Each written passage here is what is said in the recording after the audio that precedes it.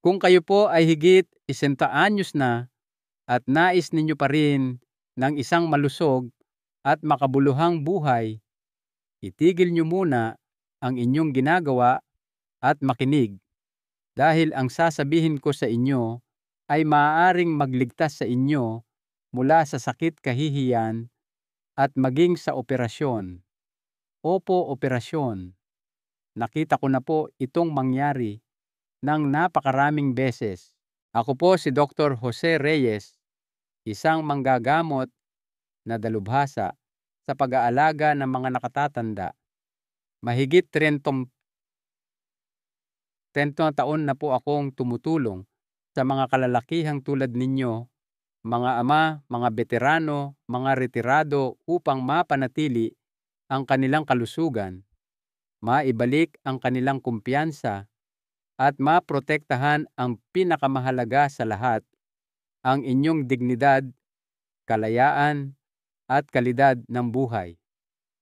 Karamihan sa mga lalaki ay naniniwalang ang mga problema sa kanilang ari ay normal na bahagi lang ng pagtanda, ngunit ang katotohanan, marami sa mga problemang ito ay sanhi ng mga simpleng pagkakamali, mga pagkakamaling maiiwasan.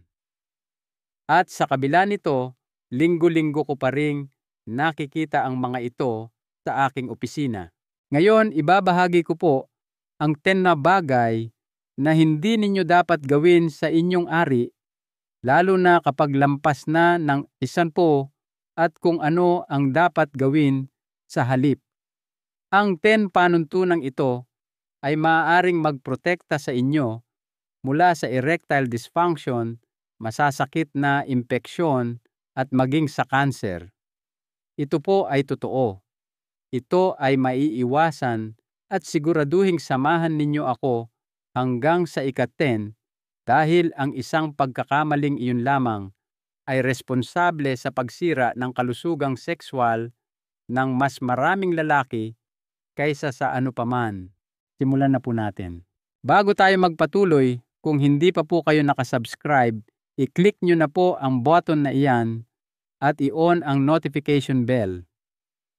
Nagbabahagi po ako ng diretsahan at walang paligoy-ligoy na payong pangkalusugan na para mismo sa mga kalalakihang higit 10 anyos. At kung nakita ninyong nakakatulong ang video na ito, i-type po ang 1 sa mga komento. Kung hindi naman, i-type ang sarpuaro. Taos puso ko pong nais na pagbutihin at dalhin sa inyo ang mga paksang mahalaga. Sige, umpisahan na natin simula sa isa sa mga pinakakinaliligtaan ngunit pinakamakapangyarihang senyales na ibinibigay ng inyong katawan, ang inyong paninigas. Maaaring ikagulat ninyo ito, ngunit ang inyong kakayahang tumayo at mapanatili ang paninigas ay hindi lamang tungkol sa pakikipagtalik. Ito'y tungkol sa kaligtasan. Ito ang madalas na unang hudyat na may mas malalim na problema sa inyong katawan, lalo na sa inyong puso at mga daluyan ng dugo. Talakayin po natin iyan. 1. Huwag balewalain ang inyong mga paninigas erections. May sasabihin po ako sa inyo na sanay narinig ng mas maraming lalaki ng mas maaga sa kanilang buhay. Ang inyong mga paninigas ay hindi lamang para sa pakikipagtalik. Ito ay isang mahalagang senyales tulad ng inyong presyon ng dugo paningin o tibok ng puso. Kung paano kumikilos ang inyong ari ay paraan ng pakikipag-usap ng inyong katawan sa inyo. At kapag kayo'y higit 60 na, ang mensaheng iyon ay maaaring usapin ng buhay at kamatayan. May mga pasyente po akong pumapasok sa aking opisina na iniisip na ang panghihina ng kanilang paninigas ay bahagi lamang ng pagtanda. Pinagtatawanan nila ito o nagkikibit-balikat na sinasabing, "Dok, hindi na po tulad ng dati."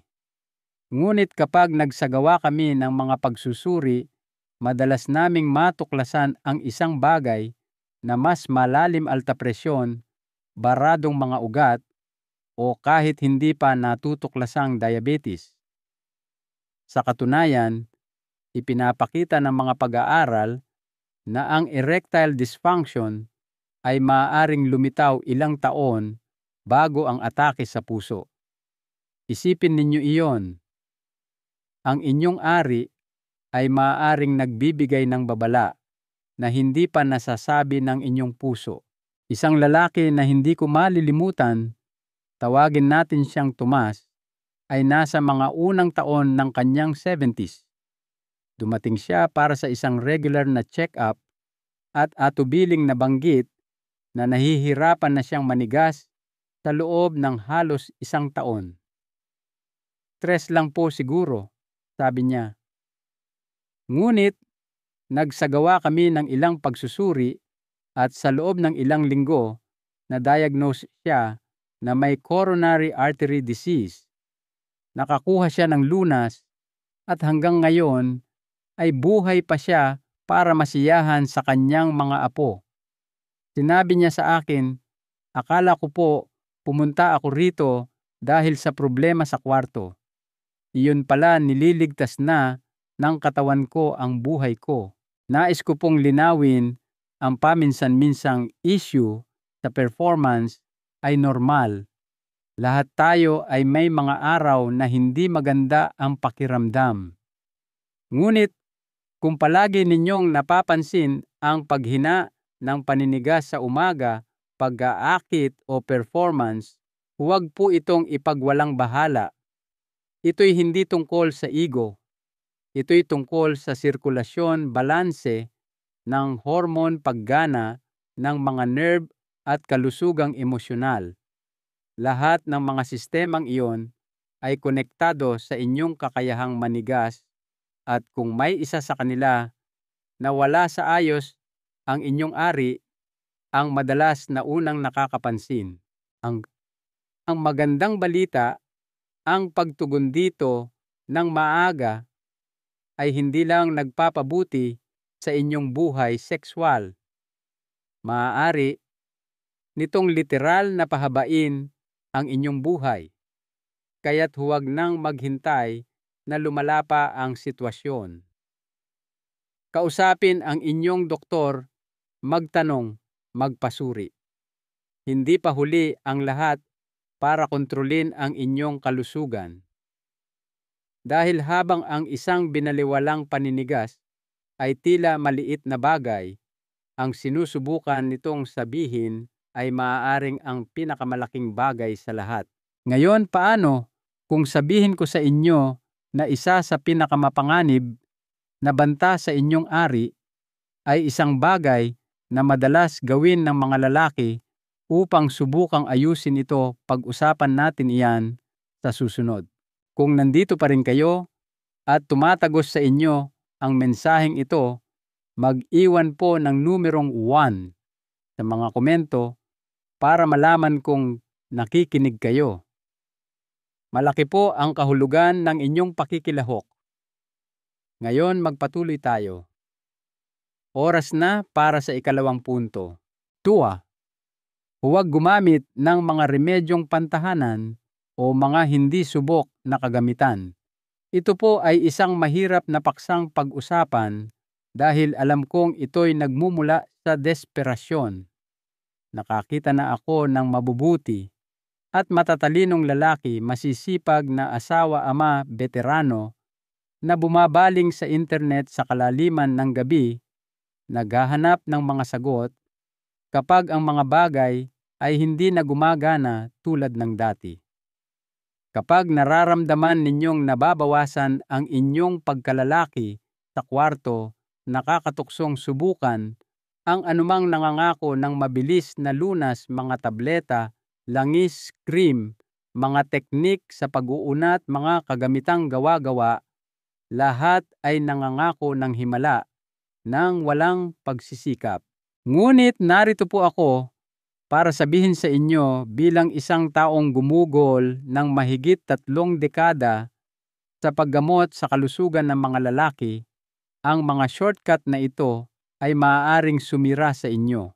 Minsan ginamot ko ang isang lalaki na nasa huling bahagi ng kanyang 60s, tawagin natin siyang Roberto, na sumubok ng isang vacuum pump na nakita niya online.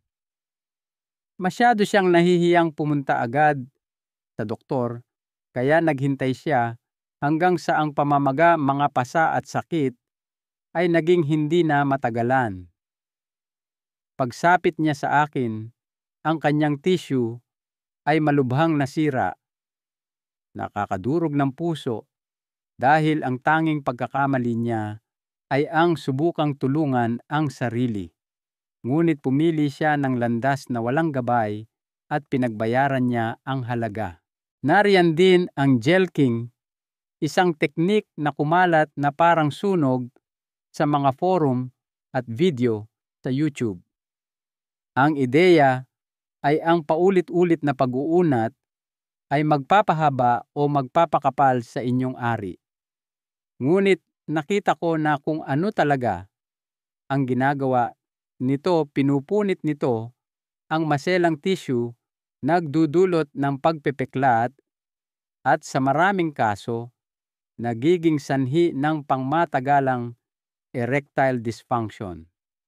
At ang pinakamasama, karamihan sa mga lalaking gumagamit ng mga teknik na ito ay hindi kailanman nagsasabi kanino man, hindi hanggang sa nagawa na ang pinsala. Ang katotohanan po, kung ang isang bagay ay tila napakaganda para maging totoo, lalo na pagdating sa kalusugang sexual, malamang ay ganoon nga. Walang shortcut sa pagbabalik ng proseso ng pagtanda. Walang sikretong halamang gamot na nagdaragdag ng pulgada sa isang gabi at walang piraso ng plastic mula sa isang DIY website ang kailanman papalit sa gabay ng isang sinanay na propesyonal sa medisina na tunay na nagmamalasakit sa inyo at sa inyong kinabukasan. Naiintindihan ko po kung gaano kahirap ang pakiramdam na ito, ang katahimikan, ang takot, ang pagkadismaya na nais na muling maramdaman ang pagiging normal. Ngunit pakiusap, huwag ipagpalit ang pag-asa sa kapahamakan. Kausapin ang isang tao, magpatingin para sa tamang diagnosis, at lutasin natin ang tamang problema sa tamang paraan. Dahil ang pinakamasamang bagay na magagawa ninyo sa inyong ari ay hindi lamang ang pagbabaliwala dito. Ito ay ang isiping maaari ninyo itong ayusin sa dilim mag-isa ng walang tunay na tulong. At kung pag-uusapan po natin ang mga nakatagong panganib, hayaan ninyong tanungin ko kayo nito. Kailan ninyo huling sinuri, talagang sinuri, ang ilalim ng hood? Ang hindi ninyo nakikita ay maaaring naglalagay sa inyo sa malubhang panganib. Pag-usapan natin iyan sa susunod. 3. Huwag kaligtaan ang kalinisan, ngunit huwag sobrahan. Alam ko pong ang kalinisan ay hindi ang pinakakaakit-akit na paksa. Ngunit hayaan ninyo akong sabihin sa inyo, mas marami na akong nakitang problema sa aking klinika na sanhi ng alinman sa kapabayaan o sobrang paglilinis kaysa sa inaasahan ninyo. Isa ito sa mga bagay na tila napakasimple, ngunit kapag hindi ginawa ng tama, maaari itong humantong sa discomfort, infection at sa mga bihirang kaso, isang bagay na mas malubha pa. Minsan ginamot ko ang isang retiradong trooper ng truck sa kanyang unang bahagi ng 70s, isang matipunong lalaki na tatawagin nating Francisco. Pumasok siya na may mapula at iritadong pantal sa kanyang ari at sinabing, "Dok, hinuhugasan ko po ito 2 beses sa isang araw. Hindi ko maintindihan." At iyon na nga po ang problema. Kinukuskus niya ito ng matapang at mabangong sabon, gumagamit pa nga ng luupa. Mabuti ang kanyang intensyon, ngunit sinisira niya ang maselang balat, tinatanggal ang mga proteksyon na langis, at lumilikha ng perpektong sitwasyon para sa iritasyon at impeksyon. Ang balat ng ari, lalo na sa ilalim ng foreskin, kung kayo ay hindi tuli ay sensitibo. Hindi ito kailangang kuskusin na parang isang plato. Maligamgam na tubig marahil ay kaunting banayad at walang pabangong sabon at isang malambot na tuwalya para patuyuin, iyan lang po ang kailangan. Kung kayo ay hindi tuli, dapat ninyong hilahin, pabalik ang balat, at linisin ang ilalim. Ang pagpapaipon ng kahalumigmigan at bakterya doon ay maaaring humantong sa tinatawag na balanitis, isang pamamaga na maaaring masakit makati at sa malulubhang kaso ay magdulot ng pagpepeklat o hirap sa paghila pabalik ng balat. Ngunit sa kabilang dako, may mga lalaki na umiiwas na hawakan ang kanilang sarili, madalas dahil sa hiya o sa makalumang kahihiyang kultural. Ang katahimikang iyon, ang pag-aatubiling tumingin man lang, ay mapanganib. Nagkaroon na ako ng mga pasyente na ilang taon nang hindi napapansin na may mali dahil hindi sila naglalaan ng oras upang siyasatin ang kanilang sarili. Hindi ko po sinasabing kailangan ninyong maging paranoid, ngunit sinasabi kong kailangan ninyong maging pamilyar sa inyong katawan. Alamin kung ano ang normal. Sa ganoong paraan, kung may magbago, pamumula, pamamaga, discharge, o kahit isang maliit na sugat, mahuhuli ninyo ito ng maaga bago pa ito maging isang bagay na mas seryoso. Ang inyong routine sa kalinisan ay hindi kailangang maging komplikado, basta't tuloy-tuloy at magalang. Ituring ang inyong katawan bilang isang bagay na karapat-dapat alagaan dahil ito nga po ay ganoon. Ngayon, isipin ninyo, ito ginawa ninyo ang lahat ng tama. Naglilinis kayo, nagsusuri, at sinusunod pa ninyo ang payo ng doktor. Ngunit isang araw, nakaramdam kayo ng matinding sakit o napansin ninyo ang dugo kung saan hindi dapat. Ano ang susunod ninyong gagawin? Iyan mismo ang pag-uusapan natin. Kung nanonood pa rin kayo at tumatama sa inyo ang mga kaalamang ito, mag-comment po ng numerong 1 sa ibaba. Ipinapaalam nito sa akin na narito kayo at nakikinig. Sige, magpatuloy tayo sa ika-4 na punto. 4. Huwag ipagsawalang bahala ang sakit, mga bukol o pagdurugo. Mayroong isang bagay tungkol sa pagiging lalaki, lalo na sa mga naunang henerasyon, na nagtuturo sa inyong magpakatatag.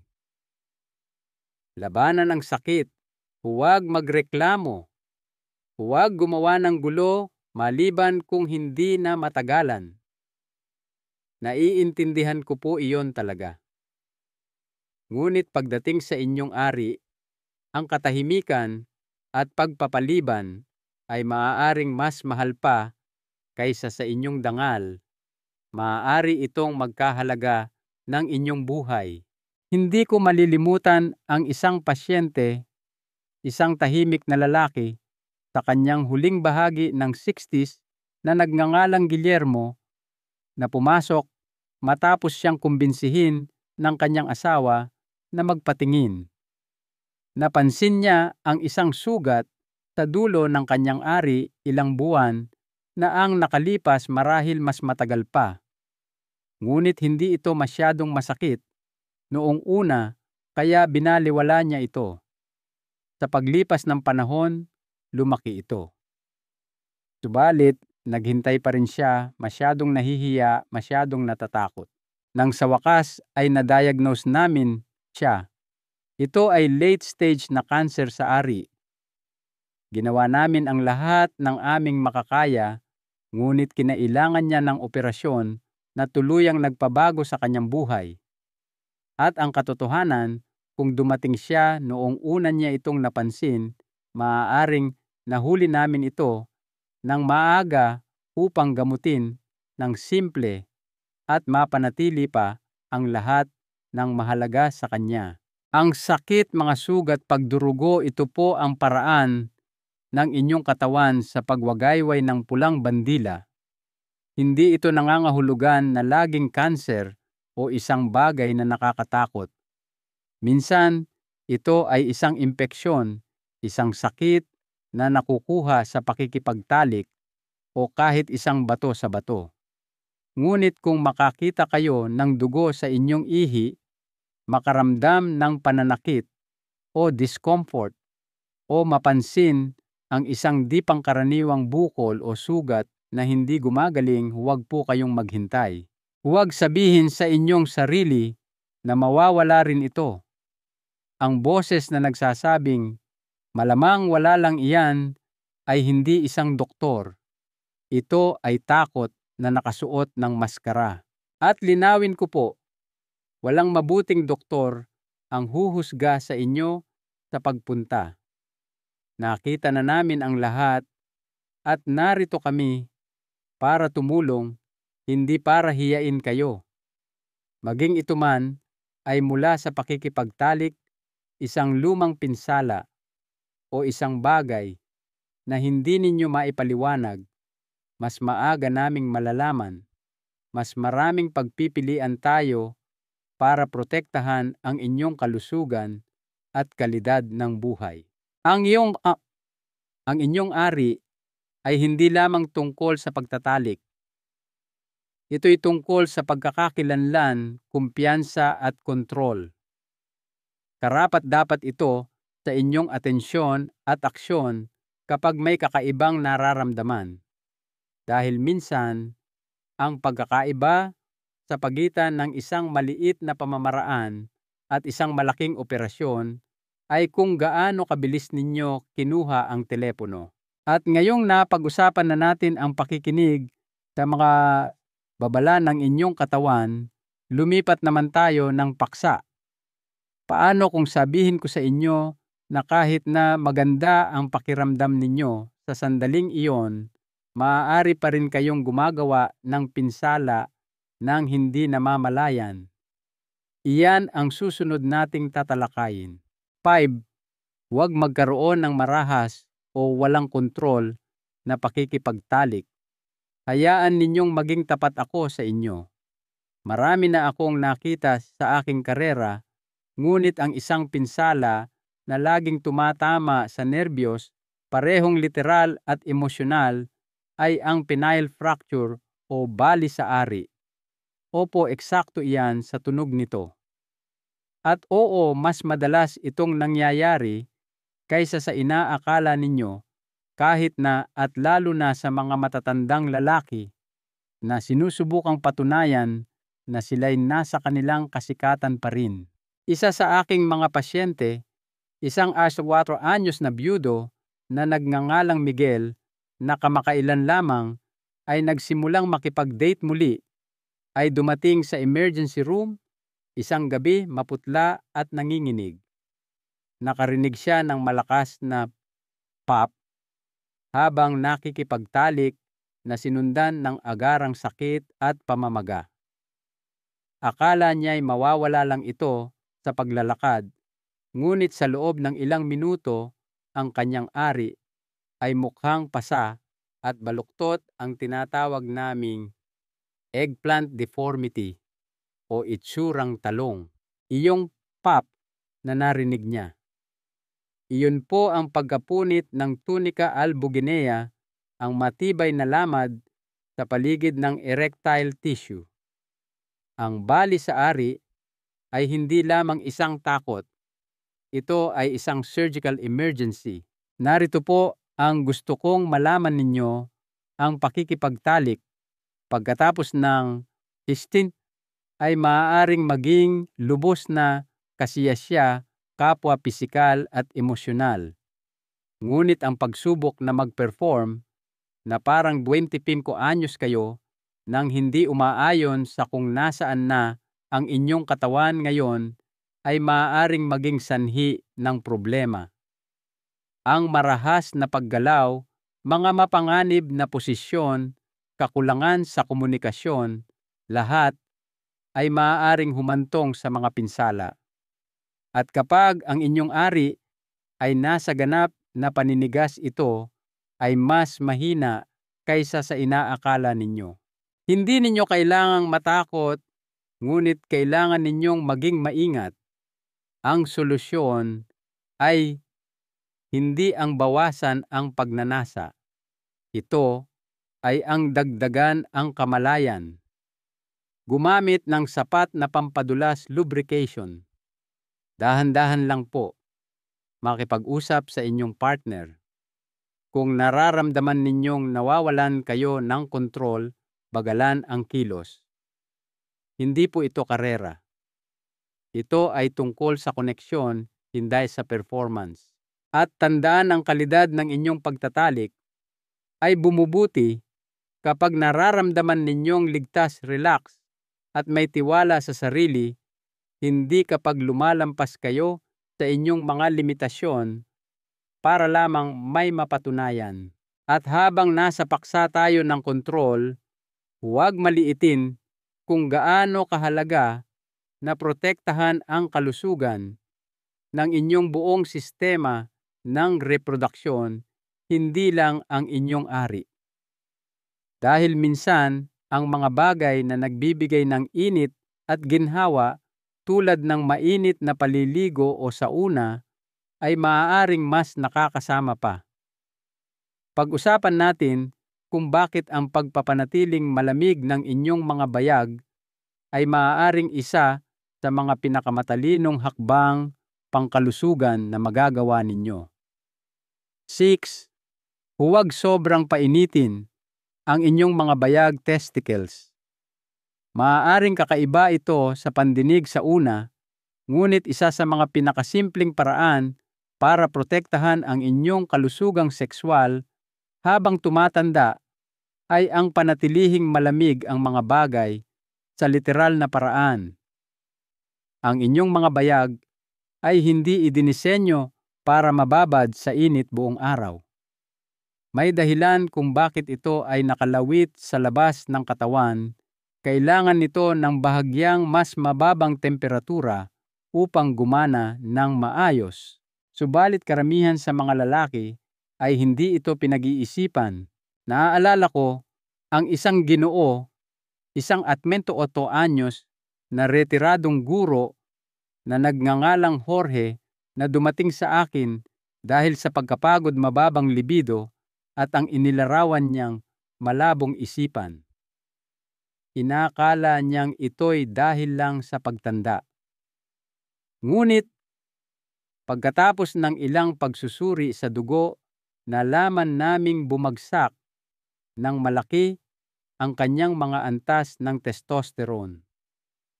Habang pinag-uusapan namin ang kanyang pamumuhay, isang gawi ang nangingibabaw maraming oras bawat araw na nagbababad sa isang hot tub at direktang ipinapatong ang kanyang laptop sa kanyang kandungan. Wala siyang ideya na ang patuloy na pagkakalantad sa init na ito ay maaaring nakakaapekto sa kanyang mga antas ng hormone at pagiging fertile kahit na sa kanyang edad. Ngayon baka iniisip ninyo, pagiging fertile sa edad ko. Ngunit hindi lang po ito tungkol sa paggawa ng anak. Ang inyong testosterone ay nakakaapekto sa inyong enerhiya, mood, kalamnan, tibay ng buto at sa inyong kakayahang mapanatili ang paninigas. Kapag ang inyong mga bayag ay palaging sobrang naiinitan, bumababa ang produksyon ng semilya At sa paglipas ng panahon, maaari ring bumaba ang natural na produksyon ng inyong hormone. Ang modernong buhay ay hindi nakakatulong. Mga pinainit na upuan ng sasakyan, masisikip na damit panloob, mahabang oras ng pag-upo, at mga laptop at smartphone na nakapatong malapit sa singit, lahat ito ay nagdaragdag sa problema. Ang solusyon ay hindi nangangahulugan na kailangan ninyong manirahan sa isang paliguang yelo. Nangangahulugan lang ito ng pagiging maingat. Gumamit ng lap desk o unan sa ilalim ng inyong laptop. Iwasan ang pagbabad sa mga hot tub o sauna ng matagal. Pumili ng damit panloob na gawa sa materyal na nakakahinga. Gawin ang maliliit na pagbabagong ito at pasasalamatan kayo ng inyong katawan. Alam kong madaling ipagwalang bahala ang maliliit na gawi na tulad nito, lalo na kung bahagi ito ng inyong pang-araw-araw na kaginhawahan. Ngunit ang maliliit na bagay ay nagpapatong-patong. Ang init ay maaaring masarap sa pakiramdam sa mga nananakit na kalamnan, ngunit pagdating sa inyong kalusugan, sa reproduksyon, ang labis nito ay tahimik at tuloy-tuloy na kumakalaban sa inyo sa paglipas ng panahon. At kung presyo naman ang pag-uusapan, hindi lahat nito ay nagmumula sa labas. Minsan, ang pinakamalaking banta ay ang presyon na inilalagay natin sa ating sarili sa mga pribadong sandali. Pag-usapan natin ang isang gawi na hindi man lang namamalayan ng maraming lalaki na nakakasama sa kanilang kalusugang sexual. Maaaring ginagawa ninyo ito at hindi ninyo alam ang pinsalang idinudulot nito. 7. Huwag gumamit ng masyadong mahigpit o agresibong hawak habang nagmamasturbate. Ito ay isang paksa na bihirang pag-usapan at kapag napag-uusapan man, kadalasan ay nababalot ito ng mga alanganing biro o katahimikan. Ngunit, kailangan po nating maging tapat dahil ang paraan ng paghawak ninyo sa inyong katawan kapag nag-iisa ay maaaring magkaroon ng tunay na epekto sa kung paano ito gumagana kasama ang isang kapareha. At kasama diyan kung paano kayo nagmamasturbate. Nagkaroon ako ng isang pasyente sa kanyang unang bahagi ng 70s, tawagin natin siyang Pablo, hiwalay na sa loob ng maraming taon at namumuhay mag-isa. Sa isang regular na pagbisita sa wakas, ay nag-open up siya. Sabi niya, "Dok, wala na po akong maramdaman tuwing nakikipagtalik. Tumitigas minsan, pero hindi na pareho ang pakiramdam." Kaya sinimulan naming itanong ang mga tamang katanungan. Ang natuklasan namin ay isang bagay na nakita ko na ng napakaraming beses, maraming taon ng paggamit ng napakahigpit, mabilis at matinding hawak kapag siya'y nagmamasturbate. Dahil sa hawak na iyon, nasanay ang kanyang utak at mga nerbiyos na tumugon lamang sa partikular na uri ng stimulasyon na iyon at hindi sa init ritmo o pakiramdam ng pagiging kasama ang ibang tao. Tinatawag namin itong death grip at mas karaniwan ito kaysa sa inaakala ninyo. Hindi ito tungkol sa kung gaano kadalas kayo mag-masturbate. Ito ay tungkol sa kung paano. Kung masyado kayong mahigpit, humawak nagmamadali, o ginagawa ito sa ganap na pag-iisa mula sa emosyonal o pisikal na koneksyon, nagsisimulang matutunan ng inyong katawan na ito na lamang ang tanging paraan para makaramdam ng kaligayahan. At iyon ay isang problema kapag kasama na ninyo ang inyong kapareha, ngunit ang mga lumang paraan ay hindi na gumagana. Ang pagmamasturbate ay hindi dapat isang gawaing may kasamang pagkakasala, pagmamadali o puwersa. Maaari itong maging bahagi ng isang malusog na routine, lalo na habang kayo ay tumatanda.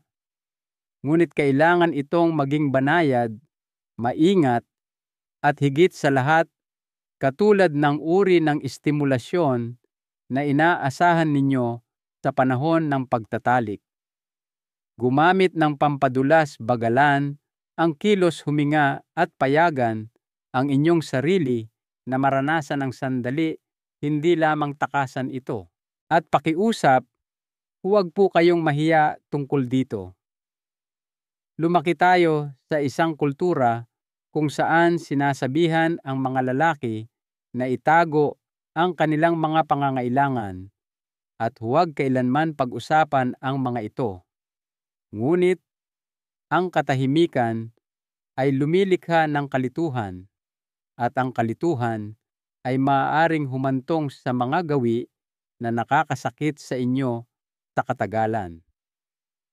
Ang magandang balita ay maaari ninyong sanayin muli ang inyong katawan. Maaari ninyong baguhin kung paano kayo tumutugon, ngunit nagsisimula ito sa pagtrato sa inyong sarili ng may pag-iingat kahit walang nakatingin. At habang nasa paksa tayo ng mga bagay na tahimik na sumisira sa kalusugang sexual, may isang gawi na mas malaki ang pinsalang nagagawa kaysa sa iba. At ito ay ganap na legal tinatanggap ng lipunan at lubhang nakakaadik. Pag-usapan natin ito sa susunod. 8. Huwag manigarilyo at muling simulang kumilos. Kung mayroon man akong iisang payo na maibibigay sa bawat lalaking higit 10 anyos na pumapasok sa aking klinika, ito po iyon: itigil ang paninigarilyo ngayon din. Hindi sa susunod na buwan, hindi balang araw, ngayon din. Mas marami na akong nakitang buhay relasyon at mga paninigas na nawala dahil sa sigarilyo kaysa sa anumang ibang gawi. Isa sa aking matagal ng pasyente, isang dating mekaniko ng Navy, sa kanyang huling bahagi ng 60s na nagngangalang Ricardo, ay minsang nagsabi sa akin, "Itinigil ko na po ang pag-inom, itinigil ko na ang pulang karne. Pero iyong mga sigarilyo dumikit sa akin na parang matalik na kaibigan." Ang problema ay ang matalik na kaibigang iyon ang pumapatay sa kanyang buhay sexual. Dumating siya na bigo, sinasabing ang kanyang mga paninigas ay mahina at hindi maaasahan. Isinagawa namin ang mga pagsusuri. Mataas ang kanyang kolesterol, mahina ang kanyang sirkulasyon, at ang kanyang mga ugat, kasama na ang mga papunta sa ari, ay kumikipot. At hulaan ninyo kung ano ang ugat ng lahat ng ito: dekada ng paninigarilyo. Nakikita ninyo ang inyong ari ay parang isang sistema ng presyon. Kailangan nito ng malakas at tuloy-tuloy na daloy ng dugo upang mapuno at manatiling matigas. Sinasalakay ng paninigarilyo ang mga daluyan ng dugo, pinapatigas ang mga ugat, at binabawasan ang kakayahan ng dugo na dumaloy ng malaya. Sa paglipas ng panahon, naiipon ang pinsalang iyon, at sa oras na maramdaman ninyo ang pagkakaiba sa ibaba, matagal na itong nangyayari sa ibang lugar, madalas sa puso, utak o mga baga. Ngunit hindi lang ito tungkol sa pagtigil sa isang masamang gawi. Ito ay tungkol sa pagpapalit nito ng isang bagay na mabuti. Ang paggalaw ng inyong katawan, kahit isang araw-araw na paglalakad lang, ay maaaring gumawa ng mga kababalaghan para sa inyong sirkulasyon, testosterone at kumpiyansa. Hindi ninyo kailangang maging isang mahilig sa gym. Kailangan nyo lang kumilos. Nakakita na ako ng mga lalaki sa kanilang 70s na hindi kailanman nagbuhat ng dumbbell sa kanilang buhay, na nabawi ang kanilang enerhiya at sexual na paggana sa pamamagitan lamang ng pagdaragdag ng 30 minuto ng paglalakad at magaan na ehersisyo sa kanilang routine. At kapag kumikilos kayo, kapag pinagpapawisan kayo, kapag tinatrato ninyo ang inyong katawan ng may pag-iingat, ito ay tumutugon, ito ay gumagaling, at oo, mas mahusay itong gumaganap sa kwarto. Maaaring isipin ninyo na huli na ang lahat o na nagawa na ang pinsala, ngunit hindi po. Ang inyong katawan ay may hindi kapani-paniwalang kakayahang bumangon kung bibigyan ninyo ito ng pagkakataon. Ang pinakamahirap na hakbang ay ang una, ngunit sa sandaling gawin ninyo ito, lahat ng iba pa ay magsisimulang magbago. Ngayon, marahil ay narinig na ninyo ang kasabihang isip laban sa bagay. Tama po ba? Paano kung sabihin ko sa inyo na pagdating sa inyong mga paninigas, ang inyong pag-iisip ay maaaring maging inyong pinakadakilang kakampi o inyong pinakamasamang kaaway? Pag-usapan natin iyan sa susunod. 9. Huwag hiyain ang sarili dahil sa mga issue sa performance. Kung may isang bagay na nais kong alisin sa balikat ng bawat lalaki, ito ay ang tahimik na bigat ng kahihiyan. Nakita ko na ang bigat na iyon sa kanilang mga mata, mga lalaki sa kanilang 60s, 70s, kahit 80s, na nakaupo sa aking harapan sa silid ng pagsusuri at tubiling magsalita, hindi dahil sa pisikal na sakit, kundi dahil pakiramdam nila ay nawalan sila ng isang bahagi ng kanilang sarili. Tila ba ang kanilang kakayahang mag-perform ay nawala, at kasama nito ang kanilang pagkakakilanlan, kanilang dangal, marahil pati na ang kanilang halaga. Isang pasyente, isang 72 anyos na dating bumbero na nagngangalang Mang Jose, ay ganito ang pagkakasabi: "Dok, tumakbo ako sa mga nasusunog na gusali nang hindi kumukurap, pero ngayon hindi ko man lang kayang tumingin sa mata ng asawa ko." Nag-iba ang kanyang boses nang sabihin niya iyon, at sinabi ko sa kanya ang sasabihin ko sa inyo: hindi po kayo sira. Hindi nabawasan ang inyong pagkalalaki dahil nagbago ang inyong katawan. Kayo ay tao, at ito ay bahagi ng karanasan ng tao, isang bagay na nararapat sa habag, hindi sa parusa. Ang katotohanan, bawat lalaki ay nakakaranas ng mga pagbabago sa sexual na paggana habang siya ay tumatanda. Minsan ito ay pisikal daloy ng dugo, hormones, pagiging sensitibo ng mga nerbiyos. Ngunit mas madalas kaysa sa ating pinag-uusapan, ito ay psikolohikal. Ang isang masamang karanasan ay humahantong sa takot. Ang takot na iyon ay humahantong sa sobrang pag-iisip. Pagkatapos ay muling nagdurusa ang performance at ang siklo ay humihigpit.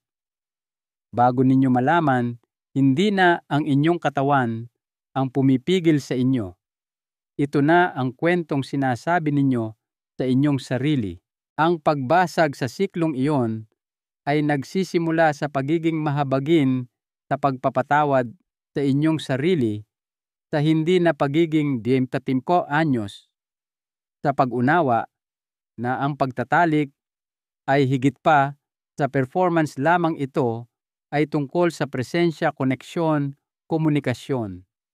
Kapag itinigil ninyo ang pagsukat ng inyong halaga sa kung ano ang ginagawa ng inyong katawan sa isang sandali, sinisimulan ninyong bigyan ang inyong sarili ng espasyo upang muling makaramdam, muling masiyahan, muling kumonekta. Kausapin ang inyong partner. Hayaan silang makapasok. At kung pakiramdam ninyo ay masyadong mabigat na pasanin ng mag-isa, makipag-usap sa isang tagapayo or therapist na nakakaunawa sa kalusugan ng mga lalaki. Hindi ninyo kailangang magdusa sa katahimikan at hindi ninyo kailangang lutasin ito ng mag-isa. Ngayon nais kong pag-isipan ninyo ito. Ano ang nangyayari sa isang kalamnan na hindi kailanman ginagamit? Ito ay humihina, lumiliit, nakakalimutan kung paano gumana. Bueno, ang parehong prinsipyo ay angkop sa inyong ari. Kaya ano ang ibig sabihin niyan para sa inyong kalusugan sa hinaharap? Tapusin natin ito sa isang bagay na kailangang marinig ng bawat lalaking higit panti. Then, huwag hayaang ganap na tumigil ang pagkakaroon ng paninigas. May kasabihan na marahil ay narinig na ninyo, gamitin mo o mawawala ito. At pagdating sa inyong ari, hindi lang ito isang kasabihan. Ito ay siyensya. Hindi ko na mabilang kung gaano karaming lalaki na higit 10 anyos ang umupo sa aking opisina at nagsabi ng tulad nito, "Dok, matagal-tagal na po akong hindi talaga naninigas. Hindi na po ako masyadong interesado." Ngunit ang hindi nila napagtatanto ay ang mga natural na paninigas na iyon kahit na ang mga nangyayari habang natutulog ay hindi lamang tungkol sa pakikipagtalik. Ito ay paraan ng inyong katawan upang panatilihing gumagana ang mga bagay-bagay. Kapag tumigil kayo sa regular na pagkakaroon ng paninigas, ang tissue sa ari ay nagsisimulang magbago. Maaaring itong magsimulang mawalan ng pagkaelastiko, bumababa ang daloy ng dugo, maaaring mabuo ang peklat na tissue, at sa paglipas ng panahon, maaari itong humantong sa aktwal na pag-ikli. Hindi po ito katang-isip, hindi isang eksaherasyon, tunay na susukat na pagkawala ng haba at paggana. Higit pa rito, nagsisimulang pabagalin ng inyong utak ang inyong sexual na tugon dahil lamang sa hindi na ito ginagamit. Tulad ng anumang sistema sa inyong katawan, kung titigilan ninyo itong bigyan ng dahilan upang manatiling aktibo, magsisimula itong bumagal. Minsan ay nagtrabaho ako kasama ang isang lalaki sa kanyang huling bahagi ng 60s, tawagin natin siyang Enrique, na halos 2 taon nang walang anumang sexual na aktibidad kahit na mag-isa. Inakala niyang hindi na ito mahalaga. Ngunit nang makilala niya ang isang bago at nais na muling kumonekta sa pisikal na paraan, walang gumana tulad ng dati. Ang pagkadismaya na kanyang naramdaman ay hindi lamang pisikal. Tinamaan nito ang kanyang kumpiyansa, ang kanyang pagpapahalaga sa sarili, ang kanyang pakiramdam ng koneksyon sa taong mahalaga sa kanya. Ang katotohanan, ang pagpapanatili ng mga paninigas maging sa isang kapareha o sa pamamagitan ng pagmamasturbate ay gumaganap ng isang papel sa pagpapanatiling may sapat na oxygen at malusog ang tissue ng ari. Ito ay parang binibigyan ito ng regular na tune-up. At bukod pa riyan, ang pananatiling konektado sa inyong sariling sexual na enerhiya ay maaaring makatulong na mapanatili ang inyong sigla, pagiging malapit at emosyonal na koneksyon, lalo na sa mga pangmatagalang relasyon. Hindi po ito tungkol sa presyon na mag-perform. Ito ay tungkol sa pahintulot na manatiling konektado sa isang bahagi ng inyong sarili na hindi kailanman nawawalan ng halaga anuman ang inyong edad. Kaya kung naramdaman ninyong lumalayo na kayo sa bahaging iyon ng inyong buhay, tanungin ang inyong sarili, ito ba ay dahil tunay na hindi ninyo ito gusto o dahil sinasabi ninyo sa inyong sarili na hindi na ito pinahihintulutan? At ngayong napagdaanan na natin ang lahat ng 10 bagay na hindi ninyo dapat gawin, maglaan tayo ng isang sandali upang pag-usapan kung ano ang maaari ninyong gawin simula ngayon upang protektahan ang inyong kalusugan, bawiin ang inyong kumpiyansa at patuloy na mamuhay ng lubos. Ang huling salita ay isang bagay na hindi ninyo dapat palampasin. Huling kaisipan. Kung umabot po kayo hanggang dito, nais kong maglaan ng sandali upang kausapin kayo, hindi lang bilang isang doktor, kundi bilang isang lalaki na naglakbay din sa mga kaparehong yugto ng buhay. Kasama ang libu-libong pasyente, marami sa kanila ay katulad ninyo.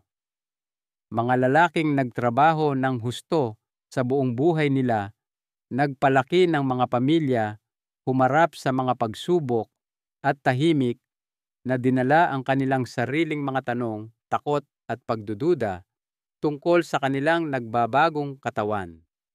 Nakikita ko po kayo. At higit sa lahat, nais kong malaman ninyo ito, hindi po kayo nag-iisa at hindi pa huli ang lahat para alagaan ang inyong kalusugan, ang inyong kumpiyansa, o ang inyong kalidad ng buhay. Marami po tayong napag-usapan. Pinag-usapan natin kung paano ang mga paninigas ay hindi lamang tungkol sa pakikipagtalik. Ito ay isang panukat ng inyong pangkalahatang kalusugan. Tiningnan natin ang panganib ng mga remedyong pantahanan at mga DIY na solusyon at kung bakit ang tamang kalinisan na ginagawa ng banayad at tuloy-tuloy ay maaaring maiwasan ang mga seryosong problema. Inilatag natin ang kahalagahan ng pakikinig sa inyong katawan, lalo na kapag may hindi tama sa itsura o pakiramdam, at kung bakit ang ligtas at kontroladong pakikipagtalik ay mas mahalaga kaysa sa ego.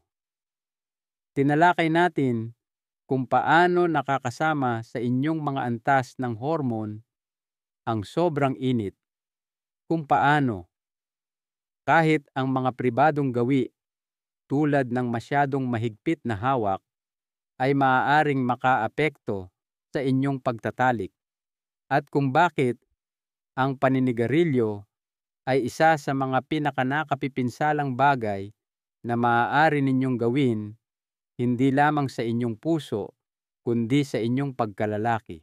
Pinag-usapan natin ang kahihiyan, ang tahimik at nakasisirang pagdududa sa sarili na dinadala ng napakaraming lalaki kapag ang mga bagay ay hindi na gumagana tulad ng dati. At tinapos natin sa isang bagay na sana'y manatili sa inyo ang kahalagahan ng pananatiling aktibo ng hindi pagsasara sa bahaging iyon ng inyong sarili dahil lamang sa umabot na kayo sa isang tiyak na edad. Mahalagang aral sa buhay mula sa doktor. Ang inyong kalusugan ay hindi isang bagay na basta na lang nangyayari sa inyo habang tumatanda. Ito ay isang bagay na aktibo ninyong itinatayo at pinoprotektahan araw-araw. Huwag hayaang ang katahimikan o kahihiyan ang magdesisyon para sa inyo. Ang paggawa ng unang maliit na hakbang na iyon ang pag-schedule ng appointment sa doktor, ang pagkakaroon ng tapat na pag-uusap sa inyong partner o ang pagbabago ng isang maliit na gawi ay ang pinakamakapangyarihang bagay na magagawa ninyo. Karapat-dapat kayong mamuhay ng isang buo, masigla at may kumpiyansang buhay sa bawat edad. Kung nakaantig sa inyo ang mensaheng ito ngayon, kung kahit isang bahagi lang nito ang nagpatigil at nagpaisip sa inyo, hinihikayat ko kayong maglaan ng sandali at bigyan ito ng thumbs up. Ipinapaalam nito sa akin na ang ganitong uri ng tapat at magalang na pag-uusap tungkol sa kalusugan ng mga lalaki ay isang bagay na inyong pinahahalagahan. Gusto ko rin pong marinig ang mula sa inyo. Mag-iwan ng komento sa ibaba kung meron kayong tanong personal na kwento o gusto nyo lang ipaalam sa akin na nakikinig kayo. Mahalaga po ang inyong boses at ito ay isang espasyo para sa mga tunay na pag-uusap. At kung may kilala kayong kaibigan, kapatid o partner na maaaring makinabang sa pagkarinig nito, huwag po kayong mag-atubiling ibahagi ito sa kanila. Baka magulat kayo kung gaano karaming lalaki ang tahimik na nag-iisip ng mga parehong bagay at isang maliit na gawa ay maaaring gumawa ng malaking pagkakaiba sa buhay ng isang tao. Sa wakas, kung hindi pa ninyo nagagawa, siguraduhing pindutin ang subscribe at i-on ang mga notification. Magpo-post pa po ako ng mas maraming content na tulad nito na ginawa para sa mga lalaking tulad ninyo na handang manatiling malakas, manatiling may kaalaman at mamuhay ng maayos sa bawat yugto ng buhay.